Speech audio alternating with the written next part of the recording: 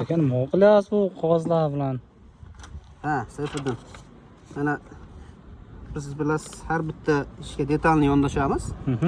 Ana arkalarga o'ziga yarasha qilib turib, xudo xolasa chiroyli tosh fasonda imkon qadar avval haligi eski, avval oddiygina chiqadiganni yo'qotib, hammasini o'ziga yarasha qilib turib, mana shu kattasi, mana kichkina arka, hammasiga boshqa. Bizda bilasiz, bir marta ishlatgan qalbni ikkinchi joyga ishlatmaymiz.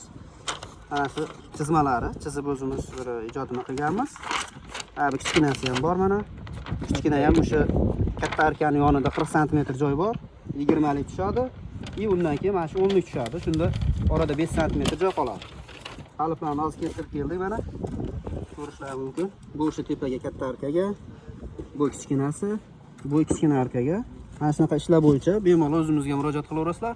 Hammasi ha proyektim bo'lmagan, hammasi avtorskiy bo'ldi. Xudo xolasa, karnizlar ham tepadagi karnizlar, bu yog'i deylik oynani chetlari ham, xudo xolasa mana shu har bir ishga detalni yondashamiz.